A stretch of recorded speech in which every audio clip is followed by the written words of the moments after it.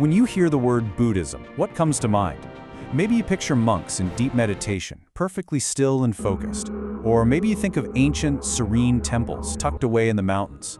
It's a religion we often associate with peace and tranquility. But what's the real story behind these images? Well, let's dive in. So we're talking about one of the oldest religions in the world, one that got its start in India over 2,500 years ago. Today, it's the fourth largest, with more than 520 million followers all across the globe. And what's really amazing is that it all began with the journey of just one person. The story doesn't start with a monk or a god, but with a prince named Siddhartha Gautama. His path from a life of palace luxury to profound insight is really the foundation of everything in Buddhism. Siddhartha grew up in a completely sheltered environment. See, his father, the king, was afraid of a prophecy that said his son would become a great spiritual leader instead of a king, so he shielded him from all suffering. But at age 29, Siddhartha ventured out and saw for the very first time old age, sickness, and death. This shocking encounter threw him into an existential crisis, leading him to abandon his life of luxury to search for a real, lasting answer to human suffering. This one life-changing decision kicked off a 6-year journey. Siddhartha was now determined to understand the true nature of suffering, and he explored the most extreme paths he could find to do it. First, he studied with the greatest meditation masters. Then he joined a group of ascetics, punishing his body by fasting so severely he was nearly a skeleton. But this extreme self-denial wasn't the answer. It just clouded his mind. He realized the true path was the middle way, a balance between indulgence and deprivation.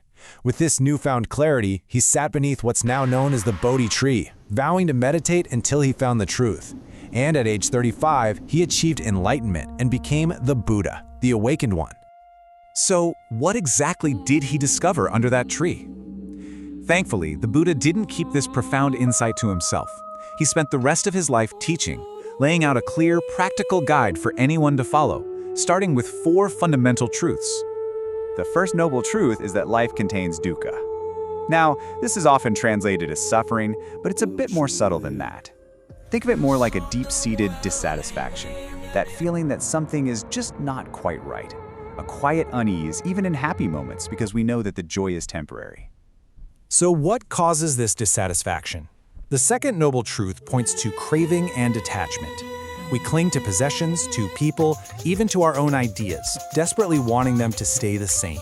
But the universe is in a constant state of flux. The source of this craving is described as a fire that's always demanding more fuel. And it's this clinging that becomes the root of our disappointment. And this is where the teachings take a really hopeful turn. The third noble truth is that there is an end to this dissatisfaction. If our own craving and clinging are the cause, that means the solution is within our control. We can't always change external events, but we can absolutely change our internal reaction to them. And that leads to the fourth and final truth, the path. This is the practical how-to manual for achieving that freedom from suffering. It's called the Noble Eightfold Path, the Buddha's detailed roadmap for finding lasting peace. Now, this might look like a long list, but don't think of it as a series of sequential steps. Picture it more like the 8 spokes of a wheel, all supporting each other. It starts with right understanding, which is simply getting a handle on these truths we've just discussed. That understanding then shapes your right thought and right speech, cultivating kindness and avoiding harmful words. Those, in turn, guide your right action and right livelihood. It's a holistic practice where ethics, mental discipline, and wisdom all work together. This entire path operates within a larger worldview, one that's based on 2 core concepts, karma and the cycle of rebirth. Karma isn't some divine judgment system. It's better to think of it like a natural law, almost like gravity. It's the principle of cause and effect. Your intentional actions, both positive and negative, create ripples that eventually come back to you. And the key word there is intentional.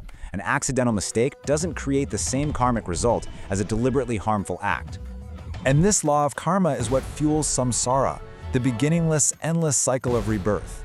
In the Buddhist view, we are all caught in this loop of birth, death, and rebirth, driven by our unresolved desires and the momentum of our karma. The ultimate goal of the path is to break free from that cycle entirely. That escape is called nirvana. And this is a huge point of confusion for a lot of people. As this slide shows, nirvana isn't a place like heaven. The word literally means to blow out, as in extinguishing the flames of greed, hatred, and delusion.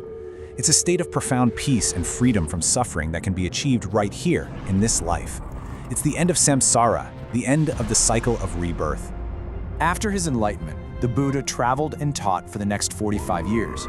His teachings, known as the Dharma, spread from India across Asia and eventually the whole world, transforming and adapting along the way.